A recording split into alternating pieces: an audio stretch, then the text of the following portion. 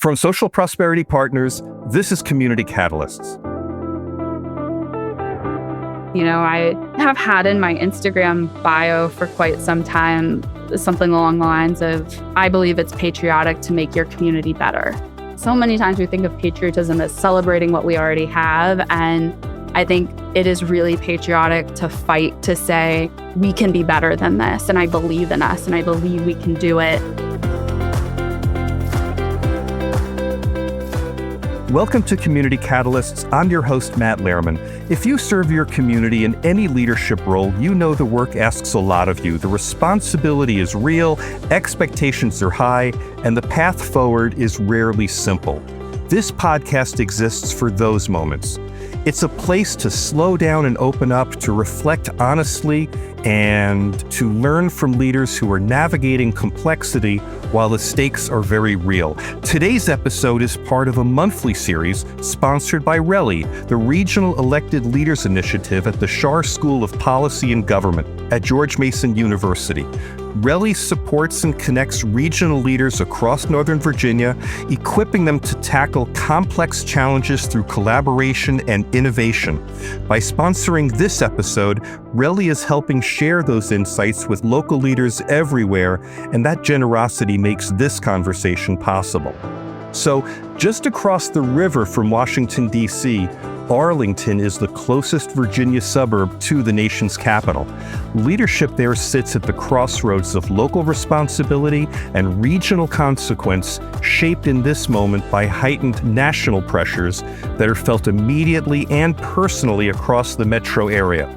Our guest today is Maureen Coffey, Vice Chair of the Arlington County Board in Virginia, who in 2024 became the youngest person ever to serve on that board.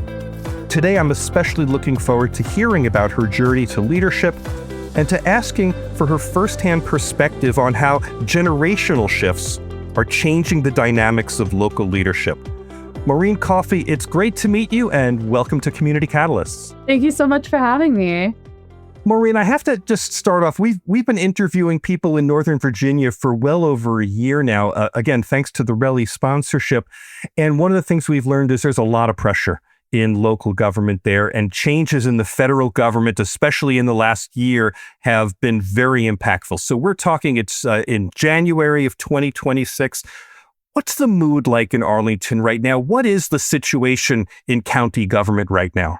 I think stressful is probably the best word to start with. We remain in unprecedented times, which is the most overused word, but still remains the most accurate description, I think.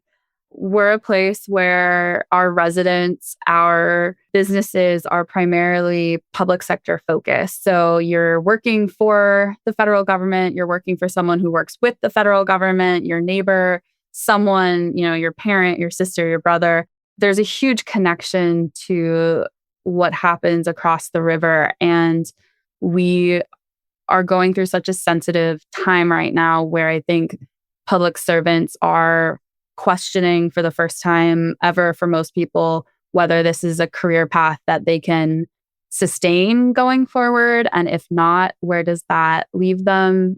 People who have decades of expertise in food and nutrition policy, who have dedicated their life to making sure that, seniors get fed every day on time, and are just thinking to themselves, like, is it worth it? Do I keep doing this? And, what's the cost to me if I stop? What's the cost to the public and the people I serve if I stop? But what's the cost to me if I stay as well? Kind of the personal stress and strain. And so our residents are really freaked out and trying to deal the best that they can with a massive amount of uncertainty. And that hits us financially, economically, but also I think there's the huge mental health toll of it. The flip side of being a community of mostly public servants themselves is people know a lot about government and have a lot of expectations about their government. And so locally, I think, people really want to see their government taking care of people, being the good actors that we know government can be, And yet so much is outside of the sphere of our control at this point. We can't generate jobs out of nowhere. We can't create economic security, on a massive scale. We can prioritize our social safety net. We can connect people to resources. We can host job fairs and connect them to trainings and all of that. But those are kind of responses to the problems. I think a lot of people in our community are really asking for, they want us to prevent the problems from happening in the first place. There's a not intuitive part of this. What gets a lot of press is when the administration says that they want to shrink the size of the federal workforce and they're going to lay people off. Mm-hmm. You seem to encounter it on the side of, well, we're the community in which a lot of those people live, and if they've lost their job, or if their job is just insecure and they just don't know what the future is going to be, then that affects their ability to afford their house, or to spend money in the local community, to support philanthropy in the local community. Yeah. Can you help us understand how you think of kind of the ripple effect of this through your county? I think those are some good places to start. We have seen utilization of our food bank just continuing to increase and increase and increase, really, crescendoing during the government shutdown. But even with the government reopening, those numbers aren't back to baseline. They're actually still higher and much higher than they were even during COVID times. And do you know, were those federal employees or former federal employees that were taking advantage? Some of them are. And, you have to remember there's federal employees, but there's also contractors. And contractors often have a lot less security. And it can include anything from, the big kind of Deloitte style consultant contractors through, the food service, custodial service kind of people. Those are contractors for the government too. And so when you downsize or cut contracts or things like that, it's not necessarily just white collar workers who might have savings to fall back on, but it can be people who are really month to month. And, a disruption of a month can be the difference. We put a lot of support and additional money during the shutdown into our food bank, the Arlington Food Assistance Center. They're great partners, but we definitely see it in the case count, and it's not going to go away. And we see it in our unemployment rate, which is up, I think more than a percentage point year over year at this point.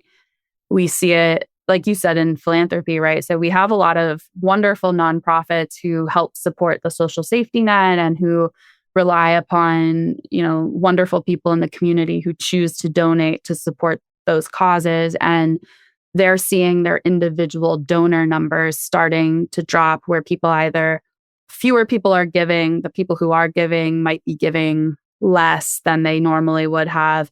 And so you have this contraction of more people. There's more need than ever. There's more need for support, and the resources available to meet that need are actually going down.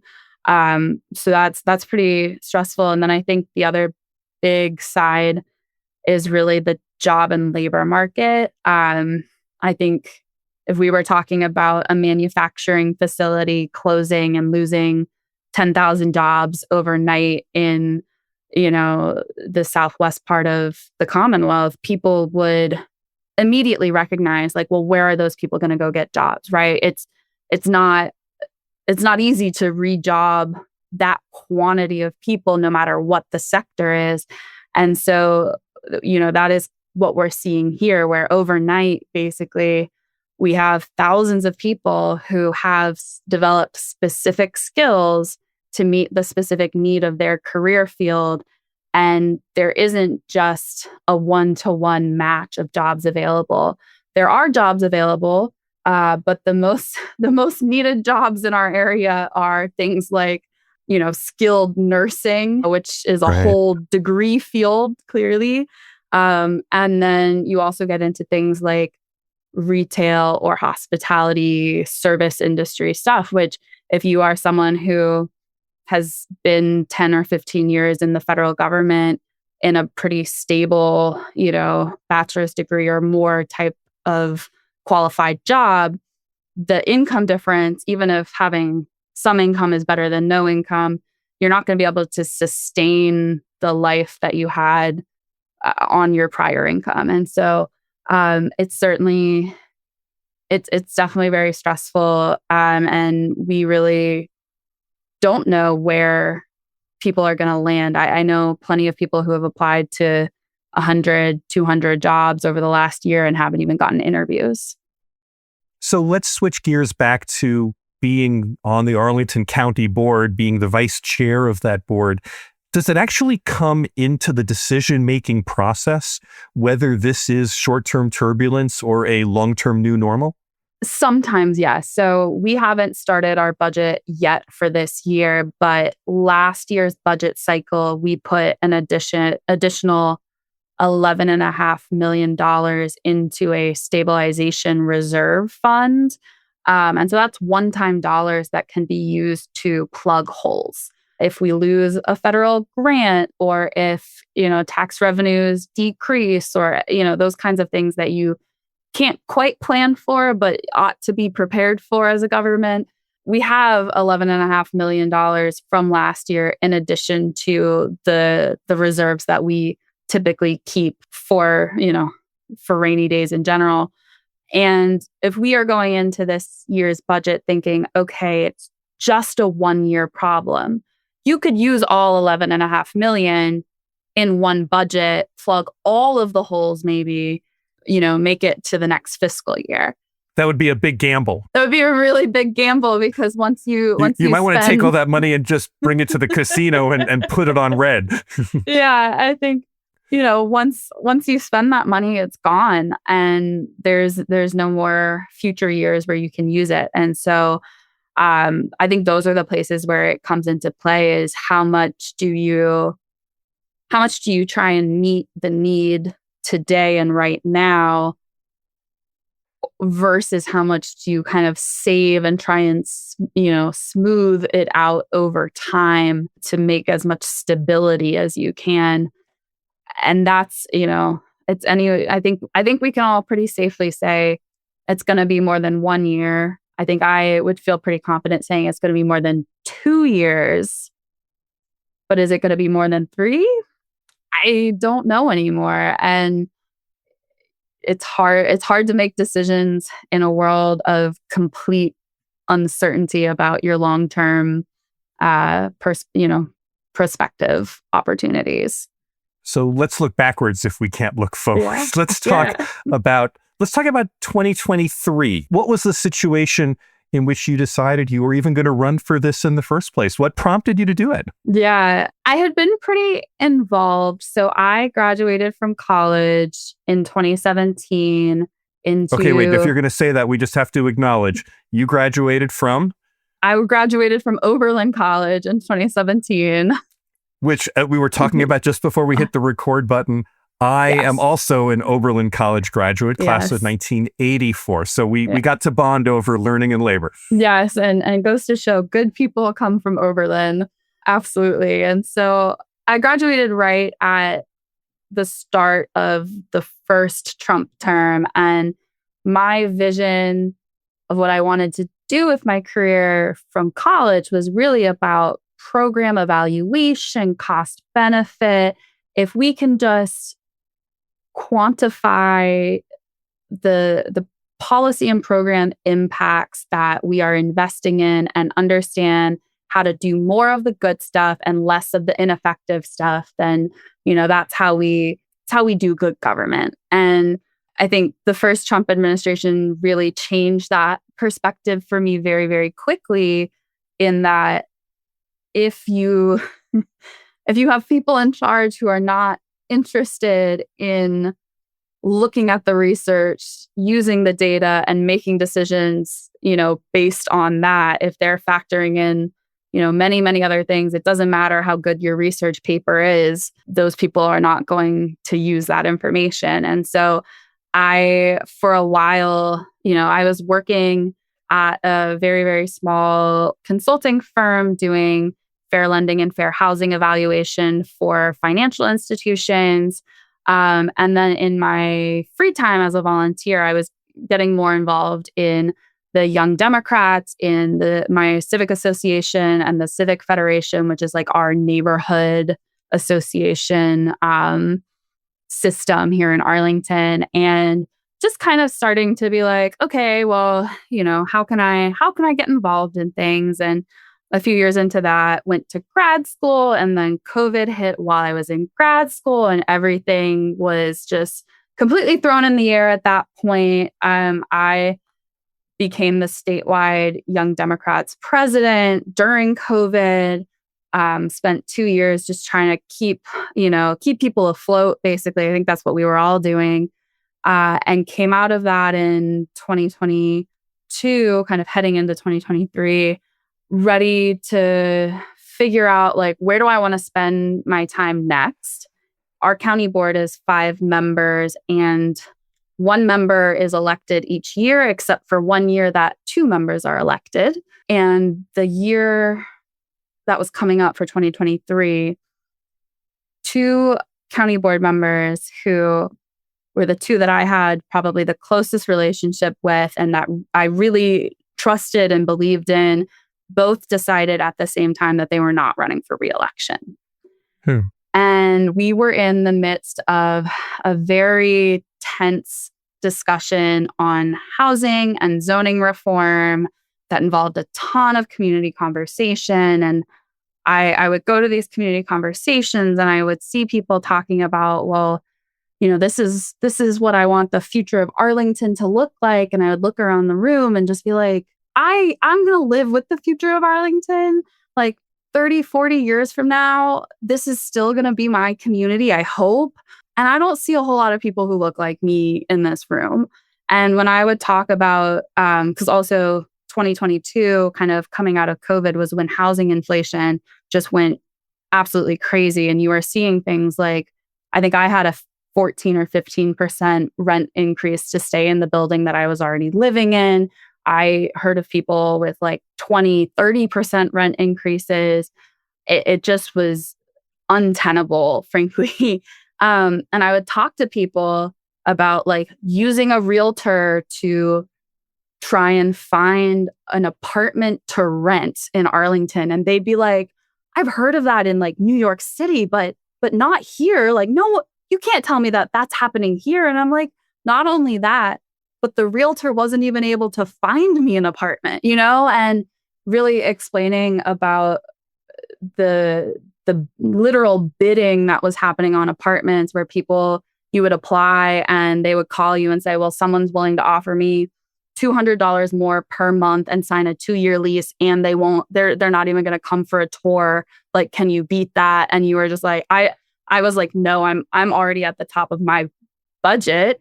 And so it really was kind of this moment of like talking to people at all these community conversations and being like, you have no idea what my life looks like. And I talked to all of my friends, all of my peers who are young professionals, 20-something, 30-something renters. And this is the number one thing on our mind.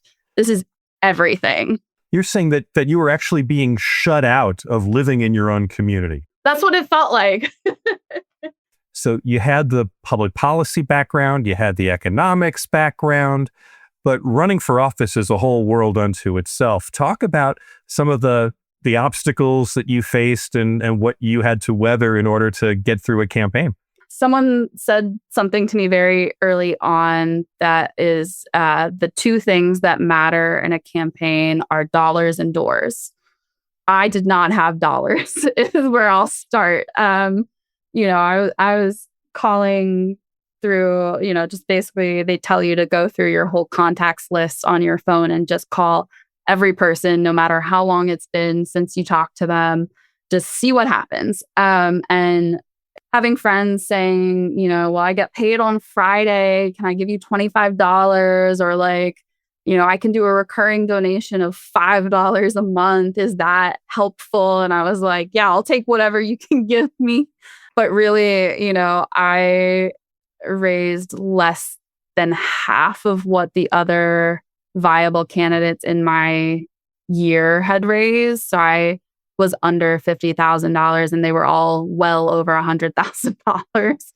And when you say that you raised it, does that literally mean you? It wasn't like a big committee or something behind you? No, I did get some donations from unions and like labor related PACs, but for the most part it was me individually calling and asking. And I think we held like one fundraising event, but it's really hard work to ask people for money. And I think anyone who likes doing it, you should be pretty suspicious of, because it's not enjoyable and it takes a lot out of you. What's a lesson in such personal fundraising, such campaign fundraising that you've learned now so clearly that you would tell other people in a similar situation that they would know well? You have to make the ask, and you kind of just have to get over how uncomfortable it feels, because people are not just going to hand you money because they like you if you do not explicitly ask for it. And I think I think a lot of people like try to do more of a soft touch, and they don't want to make people feel pressured or put them on the spot. And the reality is, if you don't ask, no one is going to give it to you. And I think it's really hard to accept that, because it is uncomfortable, but it is the most effective way. And trust me, people have no problem telling you no. So if they really don't want to, they will be just fine turning you down. And, in those cases, be gracious about it. But if you don't ask, you're not going to get it. Do you have, in retrospect, do you have a sense of what was it that caused the electorate to support you? I like to believe it's because I'm just so nice and delightful. But I think there were a lot of people who actually really resonated with the idea of generational change, even people who didn't always agree with my positions on things. I often would still hear them saying things like, but I think your perspective is important. And so I think there was a huge degree of that. I think another really important thing that ended up being something I actually learned only halfway through the campaign was, we're pretty sure that I'm the first ever renter that's been elected to the board in a county that's 60% renters. So more than half of our community are renters, and we do not think there have been any renters on the board before I was elected. That's fascinating. Yeah. It really is. And even talking to past board members, so Paul Ferguson was, before me, he was the youngest person to ever have been elected to the board. And even he had considered before he ended up running and winning. And when he was initially considering, maybe 2 years before that time, he talked to someone who said to him outright, like, well, you better buy a house, then people won't take you seriously. And so I think that mentality has really persisted. And it's something I've encountered being involved in, civic association, neighborhood association kind of things, where people think of renters as transient and, well, I don't want to say like lesser residents, but, that you can kind of discount their perspective because they're not permanent. They don't have the skin in the game of being a landowner. Right. Absolutely. And so I think that when I realized that, and I started telling people that, there were a number of people who it was game over once they heard that. They were like, oh my God, that is the most important thing you can, like, I don't even care anymore. Right. This is huge. And so let's talk about this a little bit. You use the term generational change. Yeah. And I'd like you to elaborate on it. I really would like to understand what that means substantively. It's not just having a younger voice, or in this case, having the voice of someone whose experience is renting rather than owning. What do you think of as the kind of the magnitude of what generational change means in this kind of a position? For sure. And so I was 27 when I started running. I was 28 just a few days before the primary, and I took office at 28. So I was born in 1995, which is like right on the cusp between millennial and Gen Z. I am a digital native. I got my first cell phone when I was in sixth grade. I had Facebook before high school. I had Twitter before high school. I, have grown up with all of this. And I think in particular, I've also grown up in a much more politically and civically tumultuous world. So I grew up in Northern Virginia, and one of my earliest memories is 9/11. And then from there, I very much remember the '08 financial crisis, and I remember driving to soccer practice and seeing all the for sale and foreclosure signs, just like lining up and down the street. Maybe not, that might be a little dramatic, but the first presidential election I was ever able to vote in was the 2016 election. So I have never voted in a presidential election in which Donald Trump has not been on the ballot, which is like a very interesting and I think important dynamic. And so I think the perspective that younger millennials and Gen Z have is one where I'm not sure it's ever really felt like government is working. And the trust and like kind of institutionalist perspective isn't there. I think it's really easy for young people to feel a bit hopeless or desolate because, I mean, kind of to what I was saying earlier with respect to housing, right? Like I did everything right, quote unquote. I graduated with a 4.2 GPA from high school, and I went to an elite college, and I didn't take out that much student loans, and I got a good degree, and I got a job right away. And all of these things that since childhood were kind of put in front of us as, here's how you make it. You get to the end of the conveyor belt, and all of a sudden the rules have changed. And those things that everyone said you had to do are not the things that work anymore. And then you ask, well, what does work? And then it seems like people are kind of telling you that there's nothing that's going to work. And where do you go from there? I think there's kind of two schools of thought among a lot of my peers. One is just kind of the apathy, giving up, nothing matters and we can't change it. And, it is what it is. Both parties are terrible and it's all rigged. And I definitely understand how people get there. And then I think there's, the other school of thought that I, jumped in full force, which is like, this isn't right. And like, we have to do things differently. We have to have people who care more about doing the work than being in charge, right? It's not about abstractly just having power, gaining power. It's about making change. It's about finding ways to improve things. I have had in my Instagram bio for quite some time something along the lines of, I believe it's patriotic to make your community better, right? Like it's not about, so many times we think of patriotism as celebrating what we already have. And I think it is really patriotic to fight to say, we can be better than this. And I believe in us and I believe we can do it.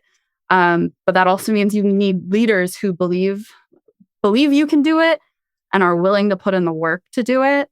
And I think that's where I see generational change as really important because the system has worked really well for a lot of people of the older generations.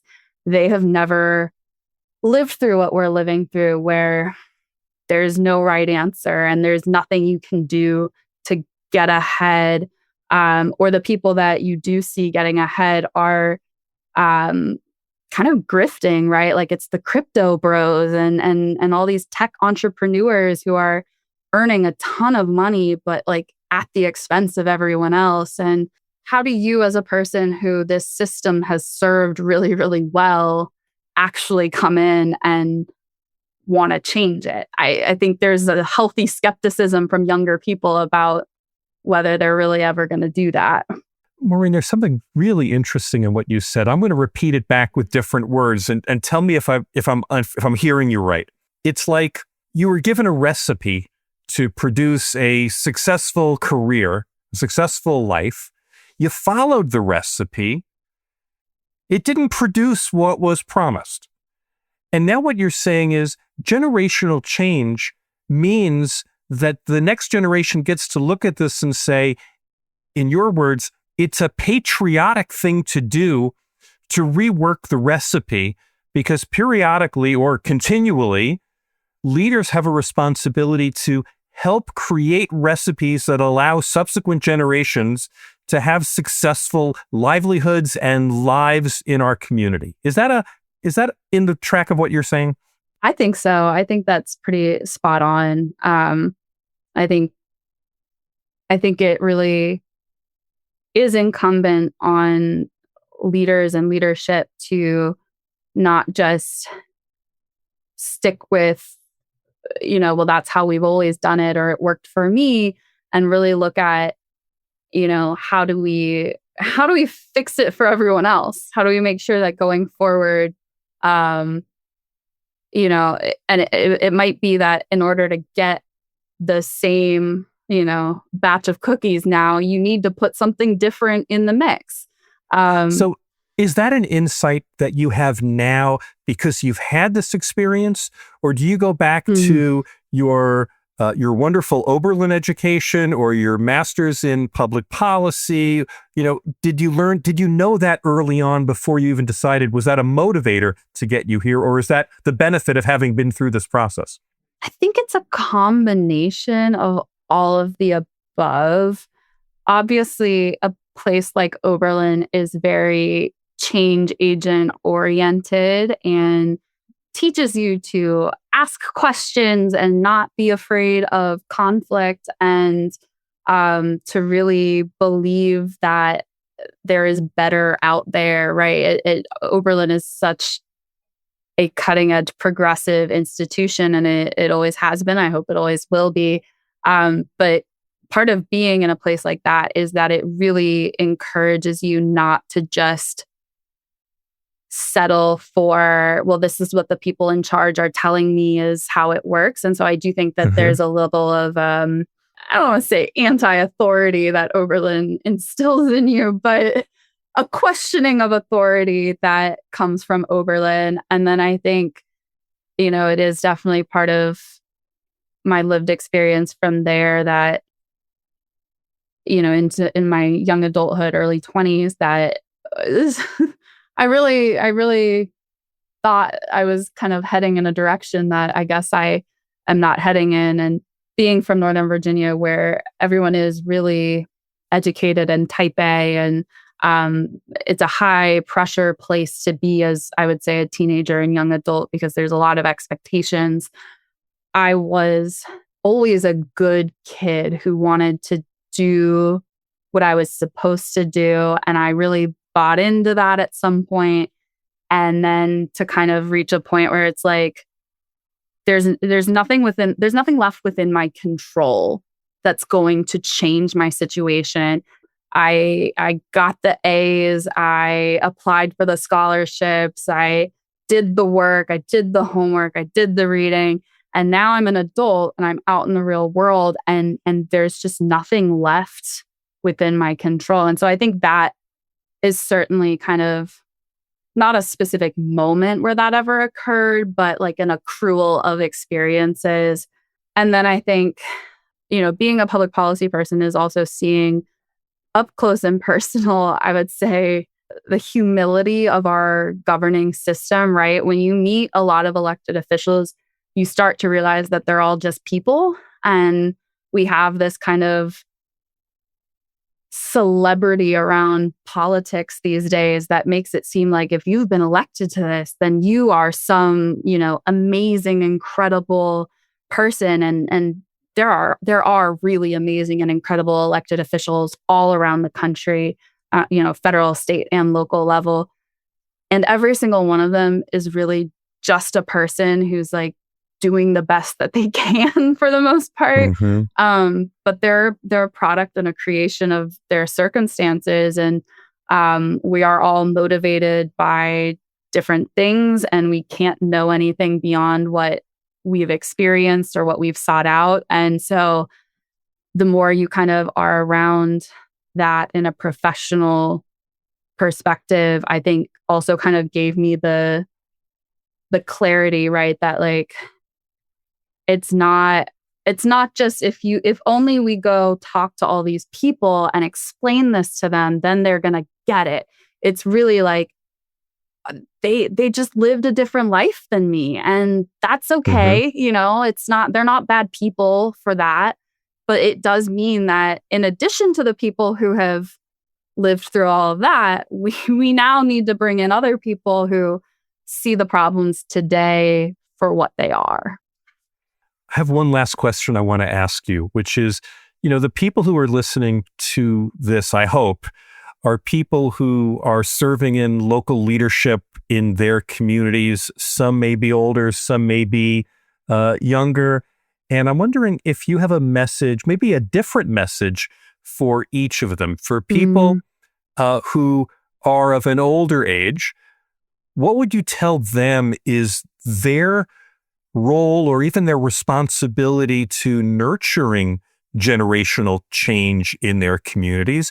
And then what message would you send to younger people who might be listening to this, who themselves might be contemplating whether this is even an appropriate or feasible thing for them to step up to? Yeah, I think for both, the core root of what I will say is humility.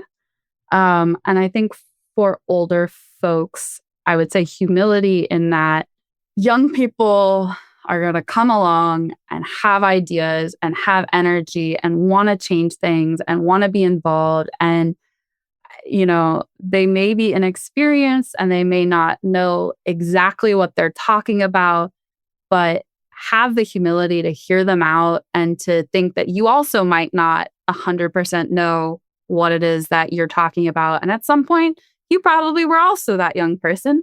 But it matters to give them the chance to grow, and instead of shutting things down because they are inexperienced or, haven't fully done their homework on something, that's an opportunity to help educate and to talk through, why things are the way that they are. And then, be open enough to saying, well, maybe that's not a good enough reason. And then for younger people, I think the humility of you are showing up to communities, systems, governments, people who have been around a lot longer than you have, and they have stories and histories and things that actually do matter that you might not know about. And oftentimes, I talk to a lot of young people who think, they have really good ideas and energy, and they think they're the first person to think this thought. And the reality is, someone's probably thought of it. Someone's probably tried it. There are reasons for most things. And it's not as simple as being the smartest kid on the block who shows up with all the answers. And so have the humility to accept that, you might be really, really smart and motivated and ready for this, and you don't know everything, and that there are people whose experience matters and is helpful and is going to actually help you grow and learn and be a better leader yourself. So I think it is really a reciprocal relationship, but both sides of the equation, both younger people, older people, middle people, need to be willing to participate in the conversation. And I think where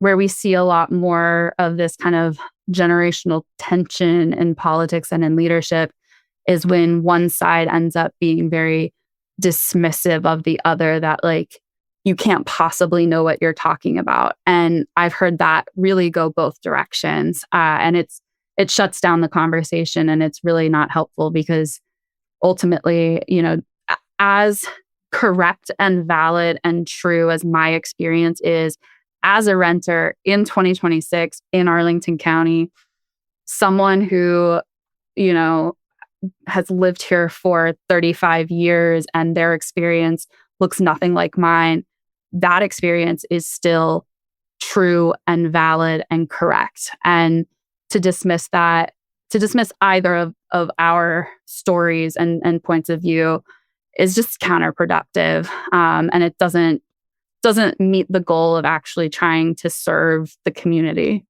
I love your point about the humility of it. I go around the country, and not only do I work as a facilitator, but I'm often speaking to civic groups. And so the only thing that I would add on top of what you just said is that it's not just about humility. It's not just about the patience to listen to others.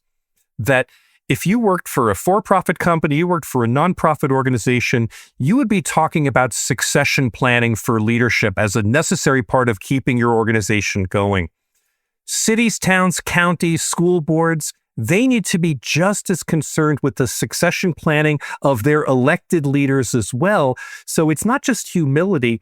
There's actually an assertive responsibility to activate new people, young people, people whose cultural background or religious backgrounds or whatever are different than you and the other people who are presently sitting with you, because the elected body works best when it involves a whole lot of different perspectives and people bringing those and having public conversations about what betterment looks like for the community overall. And you can only do that if you're continually reaching to get new people. Do you agree with that? Does that resonate for you as well? I think so. Yeah. I think, you never want to be in a position where the person that's elected is the only person you think could do the job. There should always be a solid group of people around and engaged, because first of all, being elected is not the only important role in any, especially local government, but any government. And so you want those leaders in some role somewhere. But also, people can't stick around forever. Things happen, people move on, people prioritize other things in their life, and you shouldn't put all the responsibility to govern on one small group. You should be ready to hand the reins over to the best person at the best time. And if you're not actively preparing that, kind of back to, the fundraising, if you don't ask, people aren't going to give it to you. And sometimes that means being more direct than is comfortable. Maureen Coffey, it has been absolutely great talking to you. You make me, as a fellow Oberlin graduate, very proud. Thank you for all your insights. I just wish you the very best in what you're doing. Good job. Well, thank you so much. It's been a fun conversation. My thanks again to Maureen Coffey, Vice Chair of the Arlington County Board in Northern Virginia. Listening to Maureen, I am struck by something that's easy to miss if we focus only on age or generational labels. Leadership turnover is constant. Every generation eventually steps forward, and every generation eventually steps aside. What changes is not whether leaders must earn trust, but how they earn it. Maureen's experience reminds us that accessibility and authenticity are the currency of civic togetherness. Those values aren't new. What evolves is how they're exercised, how reachable leaders are, how directly they communicate, and how visibly they stay connected to the people they serve. Trust depends less on the decisions themselves and more on the quality of presence, openness, and genuine engagement leaders bring to the work. So again, my thanks to Relly, the Regional Elected Leaders Initiative at the Schar School of Policy and Government at George Mason University for generously sponsoring this episode. Hey, if this conversation sparked an idea, raised a question, or got you thinking about your own leadership, I'd love to hear from you. You're welcome to call me at 602-688-2724 and leave a short message. Tell me what you're noticing or what you'd like to hear explored next. I listen to every message, and your reflections genuinely help shape future episodes. And if you'd be open to sharing some of the hard-earned lessons from your own leadership journey, I invite you to apply to be a guest. You'll find the podcast guest link in the show notes. Your story may help another leader see their own work a little more clearly. Community Catalysts is edited by Nick Living the Dream Tantillo. Our executive producer is John Little. I'm Matt Lehrman of Social Prosperity Partners. Thanks for listening. We'll be back soon with another Community Catalyst.